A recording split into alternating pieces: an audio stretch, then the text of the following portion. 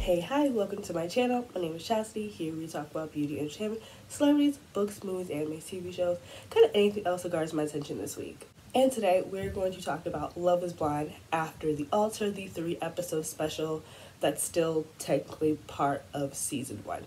Now, if you don't know what Love is Blind is a reality like dating show where groups of people kind of like date in court, but the plot twist is that in these pods where they cannot see each other and they just have to get to know each other without ever knowing what the other person looks like. And then to move on to the second stage of the show, you have to get engaged to this person that you've never seen before. And then from that point forward, we follow the couples up until their very, very close wedding day. Now, by the time we got to the second half of the show, we actually had quite a few of couples that got engaged, 6 in total. We later found out, like, through, like, Reddit pages and stuff like that, there's actually 8 couples, but Netflix couldn't afford so many weddings, so Netflix really thought maybe, like, 1 or 2 people would have got engaged, not 8. But these 6 couples we do end up following. We have Lauren Speed and Cameron Hamilton, have Amber Pike and Matt Barnett, who we refer to as Barnett through the show, which is something I thought like only people in like books did, like refer to people as like their last name. I didn't know we did that in real life. We have Jessica and Mark, Kelly and Kenny, 2 people that we literally get no screen time with once we hit the second like stride of the season. Like honestly, like when it was time for like them to get married, I didn't know who they were. We have Gigi and Damon, and our last couple is Carlton and Diamond. Now, although 6 couples got engaged, only 2 got married.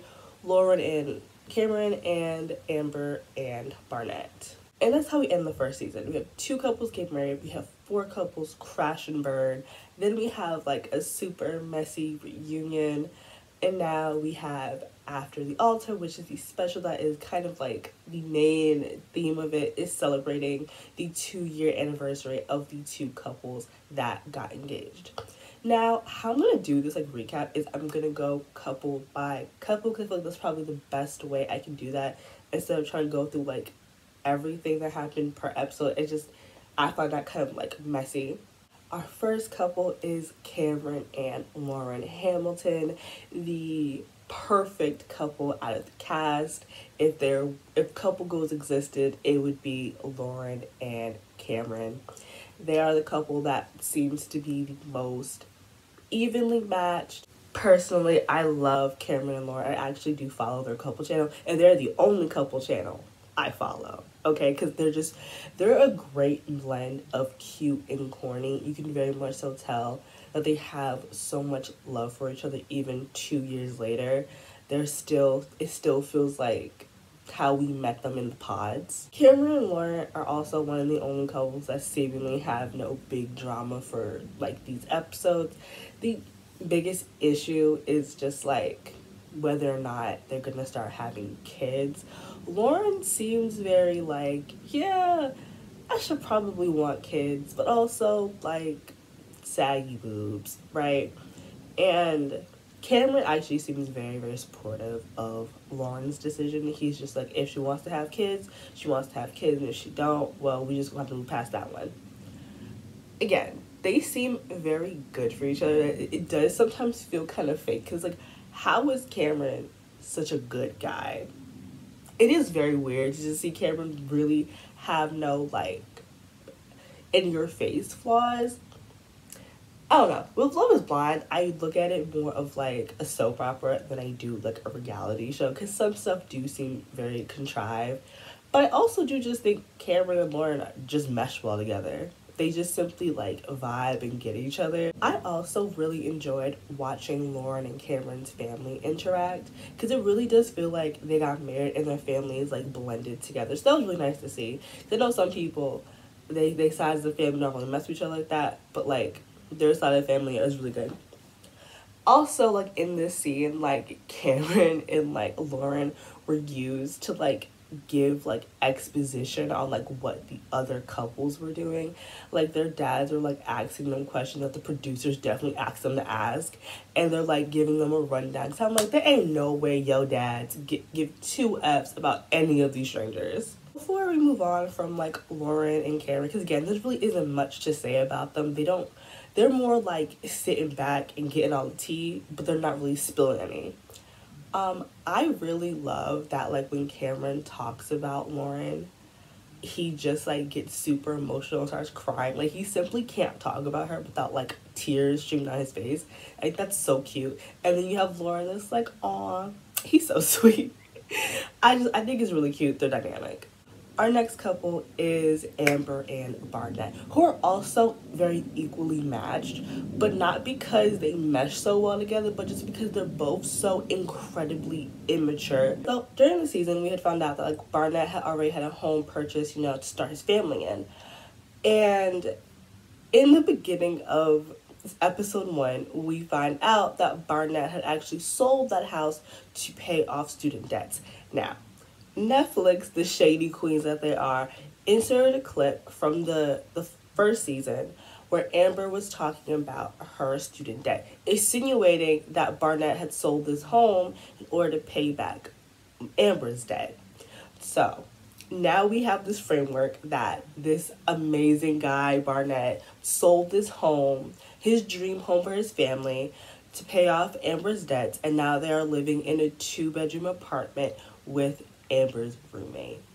Now, Amber had to get on Twitter and clarify some things that her and Barnett both got debt, and he sold that house to pay off his debts, not hers, which I find is so funny that like Netflix edited that scene that way.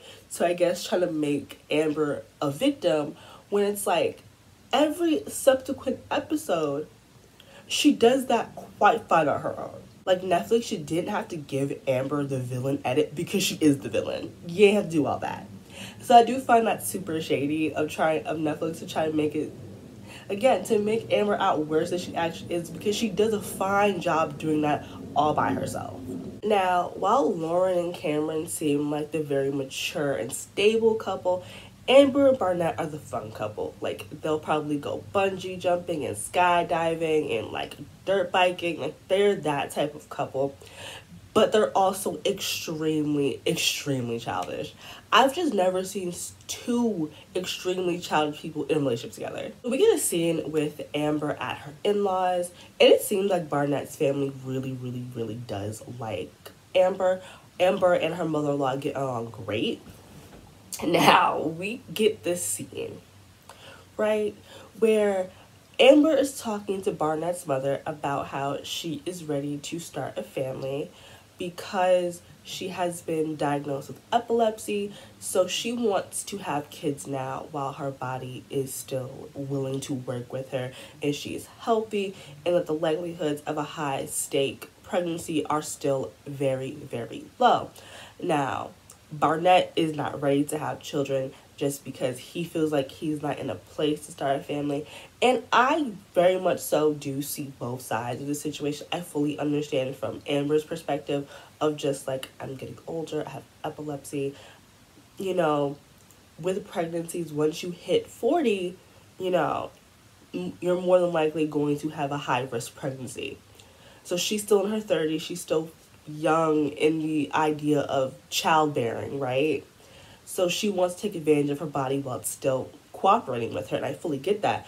I also understand why Barnett does not want to have a baby, because they live in an apartment with a roommate. And honestly, why would you do that to your roommate? I find that very, like, even Barnett said, it seems kind of rude to, like, I have a roommate and then we have a child, and the child's going to be screaming and crying all hours of the night and day, and all of that. And it is very inconsiderate to have a baby while living with a person that's not your partner.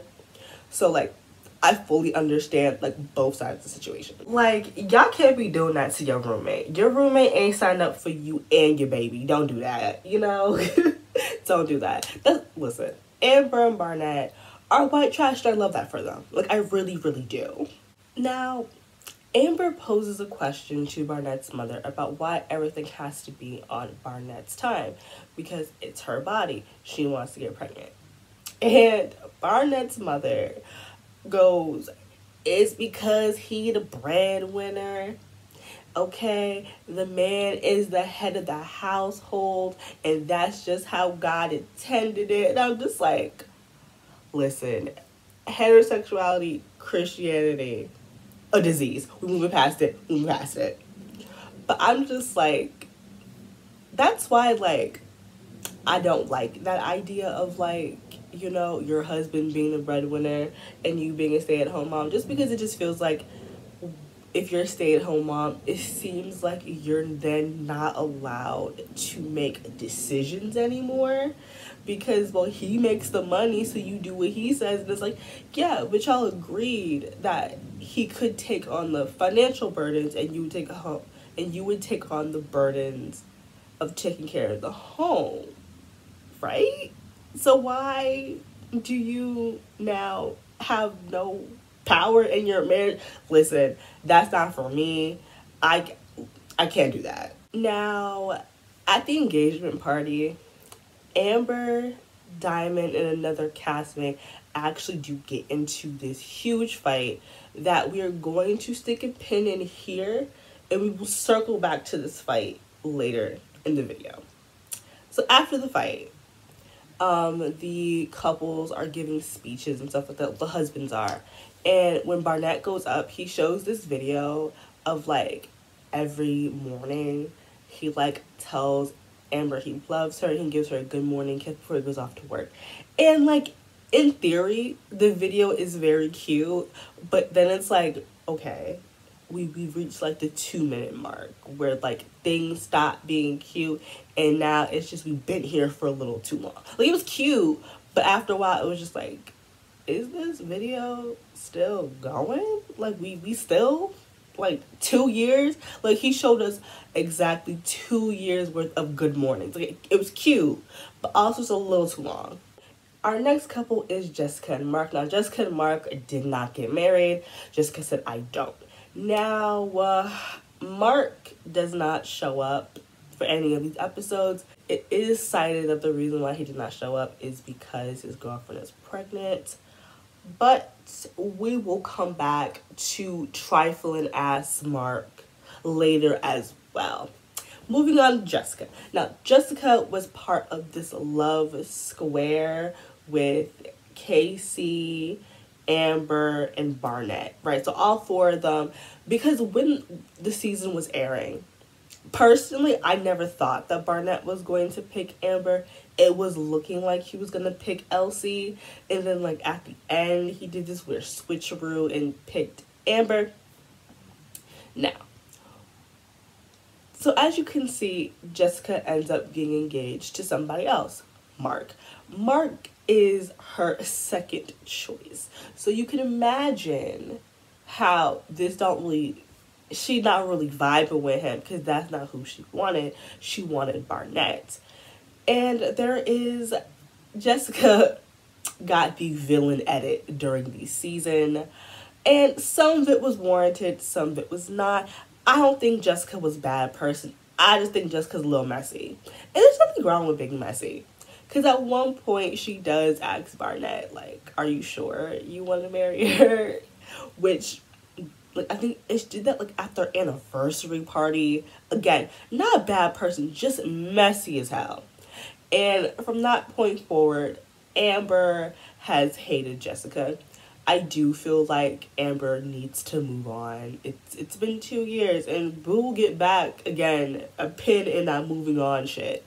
But she very much so hates Amber. She has her blocked on social media. She has Barnett block her on social media.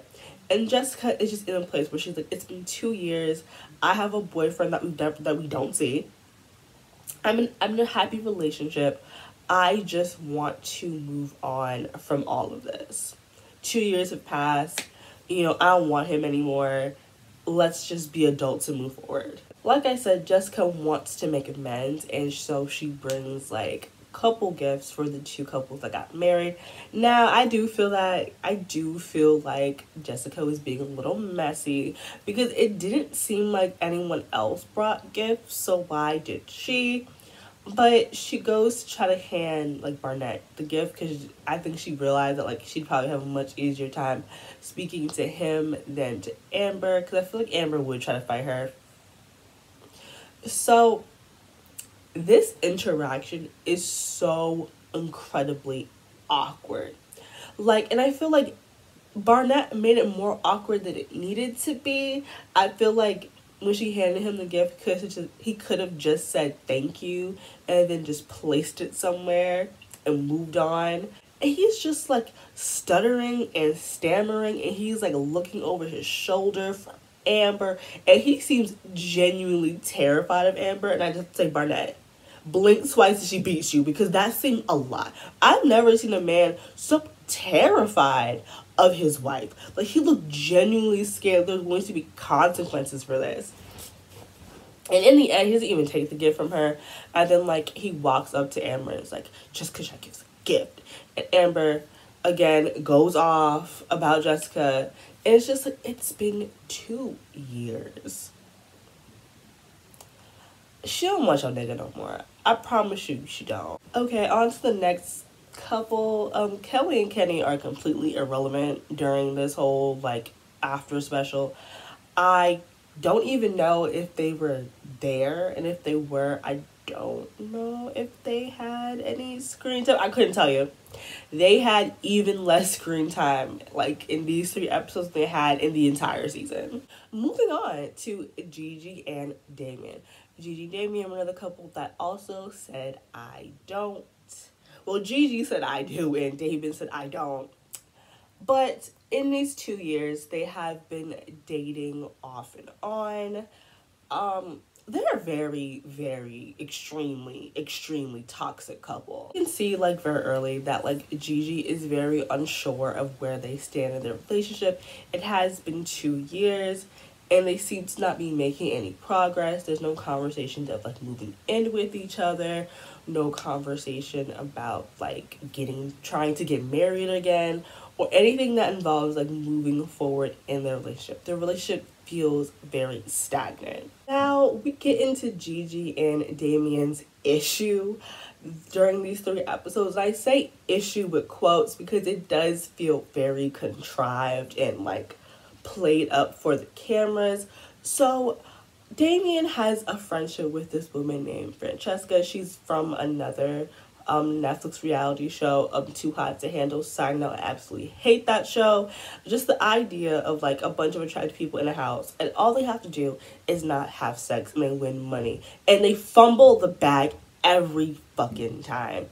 And I'm just like, you telling me there are people on reality shows almost dying, right, to get this money, and all you have to do is not have sex, and you just can't do that? I'm like, y'all can just hook up after the show. Anyways, I'm going on a tangent. But yes, Francesca is from Too Hot to Handle. And Francesca and Damien actually ended up getting, like, caught by paparazzi leaving the club holding hands. Now, Damien says something about, like, they were at, like, a mutual friend's party. But again, why y'all holding hands? Don't really know why y'all are doing that. And Gigi feels rightfully so uncomfortable about their friendship. So then we have this really weird scene with, like, Francesca and Damien. Like, they went to lunch and they're, like, drinking wine, and they're like giving each other, like, looks, like, over their glasses, and they're, like, flirting. And it's like, you want me to believe y'all are friends? Okay, cool. And then at one point, like, in his confessionals, Damon says that, like, it boosts his self-confidence to see a pretty girl like Francesca, like, flirt with him. I'm like, why are you flirting with your friends when you're in a relationship? Like, as much as I don't want to get in the defense of Gigi, because I think Gigi is also incredibly toxic, though just not as toxic as Damien, it's just, like, I feel like from these 3 episodes, it just feels like Damien wants Gigi to break up with him. Like, he doesn't want to be the bad guy, so he's doing everything he can to push her buttons to make her break up with him. So after this very weird and uncomfortable and just very, like, tension-filled for no reason, like, lunch date, Damien invites Francesca to the anniversary party for some odd reason. I don't know why, because if you and Gigi are dating, why are you bringing a date? But okay, sure, cool, fake problems, that's great. Now, at the anniversary party, Francesca rolls up at her best Shein fit, okay? She got on like a bralette, some jeans, and a faux fur coat. Like, she is so underdressed compared to everybody else at this party. Like, Lauren came dressed to the nines at this party. Like, people are in like gowns and things like that, and then here comes like Francesca dressed like she must go to a college party. Here's where I have to commend Gigi, because she did not make a scene sooner than she should have. Because if my boyfriend bought a date, and that date being a girl that I told him I do not like their friendship with, I would have broke his knees.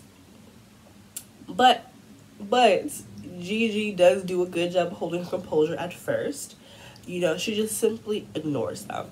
And also, like, Damon doesn't even attempt to introduce them, which to me tells me that he knew what he was doing was wrong. Because it took him halfway through the party for him to actually introduce them. And it is the most uncomfortable, awkward thing I've ever seen in my life. Gigi makes this joke about how, like, she tried to get her mom invited, but she couldn't, but she's happy that Francesca could make it. And I'm just like, I am uncomfortable. At one point, like, Damien leaves them two alone, and, you know, Gigi puts on her best mean girl impression and is like, you're not going to take him from me. And, like, she gives her this weird, like, it was weird. It's like that you fight over a 28-year-old man who looks 45. Like, he's not worth it. You're both very, very pretty. Y'all need to be fighting over this man. Now, I guess, like, Gigi really hurt Francesca's feelings because she starts to, like, tear up a little bit. And then Damien refuses to take responsibility for the mess he made, because he should have never invited Francesca. Because if you think about it, this is not only the anniversary of, like, Lauren, Cameron, Amber, and Barnett getting married, but it's also, like, the 2-year anniversary of when he left her at the altar. And you invited another girl to be your date. And then you did not talk to Gigi the entire party until you introduced her to Francesca. And then we get from Francesca that she states that Damien never told her that him and Gigi were actually dating. So she was under the impression that they were off again. Which I'm just like, if this don't prove this nigga messy as fuck, I don't know what does, right? Because he set Francesca up for this. Like, he set her up. Now, we get a scene with, like, Damien and Gigi, like, fighting. And this just reminds me, because earlier in the episode, he says that Gigi doesn't know how to communicate. She doesn't talk to him. Which didn't sit right with me when he said that. And then in this moment, when, like, we have Gigi trying to express why him inviting Francesca here made her feel some type of way, and he consistently kept cutting her off and gaslighting her like she had no reason to feel any type of way about him inviting another woman to be his date. Listen, by the end of this episode, I'm like, the true villain of this show is Damien and Mark. But we'll get back to Mark. Because I'm just like, you're not letting her communicate with you. Now, is Gigi the best communicator? No, because Gigi's communication usually ends in screaming and storming off. But at least she attempts to talk. She's still toxic as hell, though. And still very much so controlling and jealous and possessive.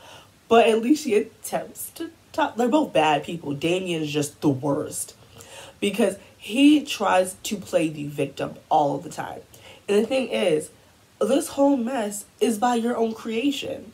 None of this would have happened if you didn't invite Francesca.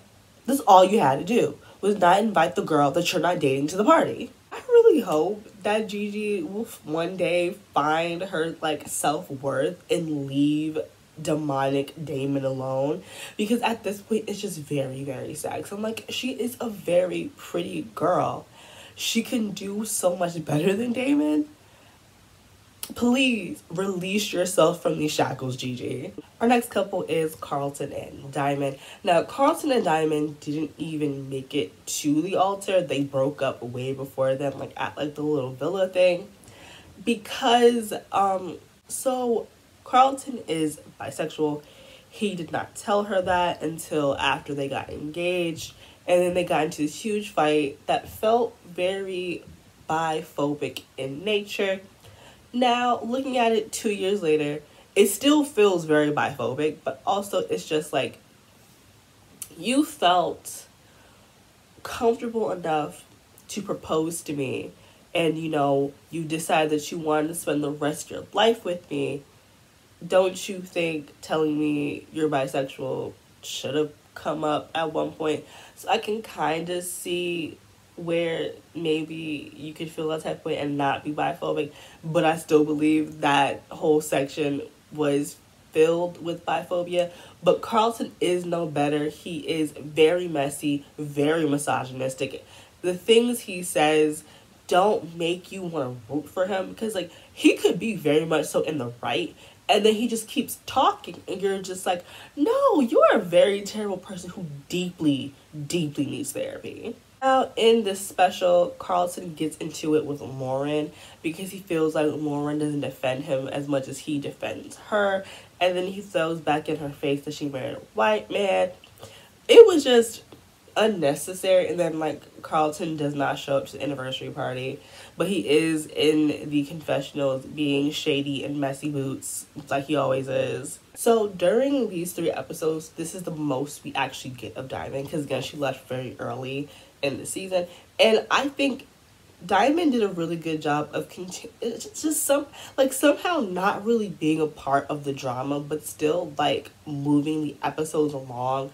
I think she was a great addition. I loved hearing her sides of things. I loved hearing her takes. I loved hearing her talk about things. She was dressed down for all 3 of these episodes. When I tell you, every time Diamond was on camera, she was turning a look.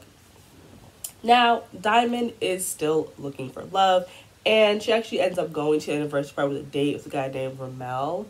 He's friends with one of her friend's boyfriends.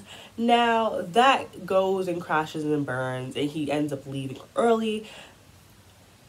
This is where, like, I'm not really on Diamond's side, because I do feel like she was too busy trying to collect tea and be nosy and be in niggas' business, and she wasn't like hanging out with Ramel. And like, again, to remind you, like, Ramel was not part of the cast, and this is a like anniversary party with like the entire cast. He doesn't know anybody. Now, if your date doesn't know anybody, I think you should stick with them at least for a decent amount of time until they get to gelling with people. But it's like they got introduced to Ramel, and then like Diamond quickly like splits off with him. Like during the last like episode, I could count on one hand the amount of times I actually saw Diamond next to Ramel. So I fully understand why he left. I don't think that was his fault. I know they were trying to like play it as like, well, he's a grown man, he don't need you babysitting him, but it's like, these are your friends. He doesn't know anybody here but like her friend, because her friend was also on the show and her boyfriend's there. But it's like, it's awkward. These are all your people, and it didn't feel like she tried to integrate him into the group.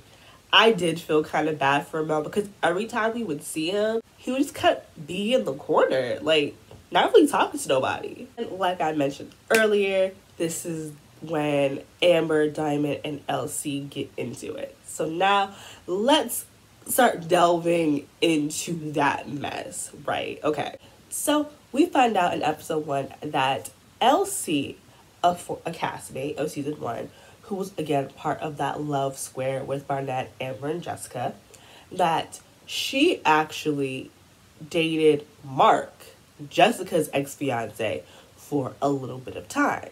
And while she was seeing him, she found out that Mark was seeing another girl. Now, LC was under the impression that they were in an exclusive relationship because she said that is what was communicated.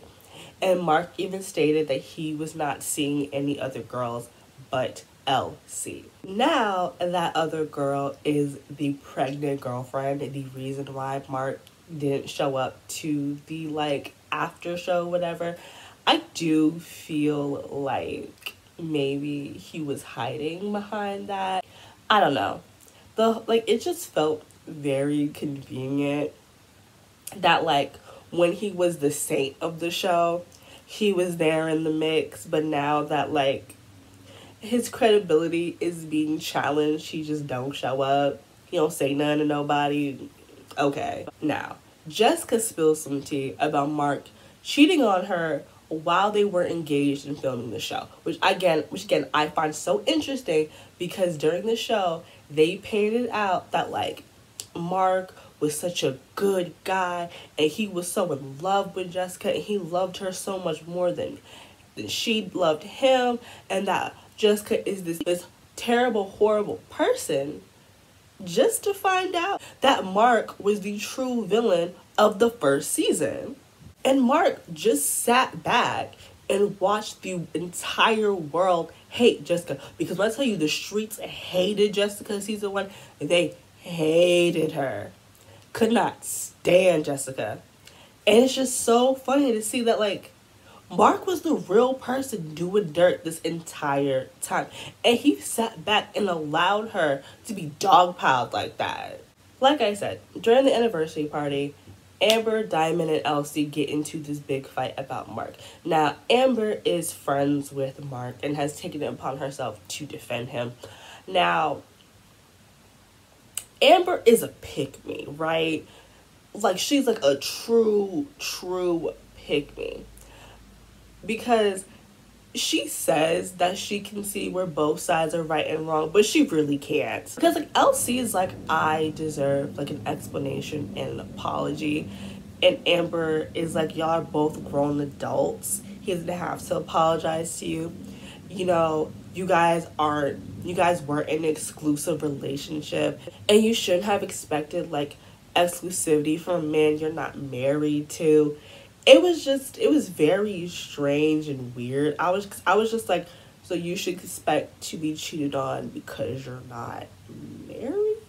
Like, if you cheated on me when we dating, that means you gonna cheat on me when we married. Like, that narrative ain't made no sense to me. But you can very much so tell, like, Amber is refusing to see where Mark is wrong in the situation. Because Amber states that, so they started messing around in the beginning of COVID. And Amber made it very clear to Mark that she did not want to sleep with somebody that was sleeping with other people because she has asthma, you know, respiratory issues, and she doesn't want to take the chance to get COVID. So Amber switches it around to say that it was LC's fault if she knew the danger.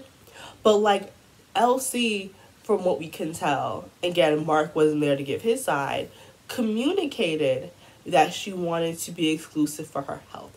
And then we also find out that, like, Mark ends up giving her COVID, which, again, she has asthma that could have killed her. So I definitely do think he owes her an apology because he was playing with her life. But again, Amber just seems to not see where Mark is wrong. And that's why I think it's so hilarious.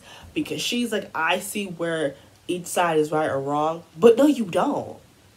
Because you spent the entire time just invalidating all of Elsie's feelings and gaslighting her. Because, like, in this situation, the only person that knew the full scope of it was Mark. And Mark was lying to Elsie and his girlfriend, his now pregnant girlfriend. She's since given birth. So I'm just like, how is this Elsie's fault? She did what she needed to do. She communicated. Again, Mark wasn't there, so we don't know everything. But you choosing not to be there have forfeited your own truth. We heard from Elsie. She communicated that she wanted to be exclusive for her own health and safety. And Mark said, fuck that. and I'm going to run around these streets. How is that Elsie's fault? She did what she could do. She can't stop a grown man from cheating. There's nothing you can do to stop a man from sleeping with other women. But somehow, that's Elsie's fault when she communicated. She did what she had to do. At least what we can gather, because again, Mark wasn't there. And somehow, Mark's the victim. And then Amber went on this, like, he's in a whole different stage of his life now. But it's like, that's great. But he still hurt people. And he should apologize for that. Just because you've moved on don't mean the people you hurt moved on. Like, what? That doesn't make any sense. So that means you should never take accountability for anything if you've moved on from it. What? Again, and pick me logic makes no sense. And that's all that Amber was giving us. Pick me logic. So yeah, that's basically like the messy ass, like, after the altar section of Love is Blind. With Love is Blind, it feels less like a reality show and more like a scripted, like, soap opera. So that's how I look at it, because it's just like the acting is super awkward. You can tell, like, what's natural and what's, like, being, like, fed to them. But I personally enjoyed the like, the main season much more than I enjoyed the After the Altar. And the main season was a lot better, just because that felt a little less scripted than this section of the show. But I do know, like, Netflix has ordered, like, 2 more seasons of Love is Blind, so I'm excited to see, like, what happens. Because again, it's just so high stakes to, like, just get engaged to somebody you've never seen before and then get married in, like, a span of weeks. Like, there's something about that is just so fun to me. Now, I really do hope that, like, in the second season, like, Lauren and Cameron can be the host. Because I just like them. I really do. They're my favorite couple. I just think, again, I don't believe in couple goals, but, like, if I did, like, I would have Lauren and Cameron as couple goals. They're really cute and corny. But yeah, that was the After the Altar. Messy, contrived drama. And I loved it. I really did. Because, you see, I'm here ranting to y'all about it. So clearly it did what it needed to do. So yeah, that's pretty much it. What did you guys think about After the Altar? Did you enjoy it? Did you hate it? Did you like the main season of Love is Blind? Are you excited to see a second and third season? Do you think they might add anything new or different to, like, I guess, like, the algorithm and how this works? What is y'all opinion about the Carlton and Diamond situation? I think it's a mixture of biphobia and also just, like, why didn't you tell me this? But mostly biphobia. Do you love Lauren and Cameron as much as I do? Is Amber the true, like, villain of the show? 'Cause I think she is. Because they definitely just because, listen, at the reunion, I saw a different side of Amber that I did not like, and I think we all saw it. And then, like, this After the Altar just made her flaws look even bigger. But yeah, that's pretty much it. Don't forget to like, comment, and subscribe, and I'll see you guys in my next one. Bye, guys.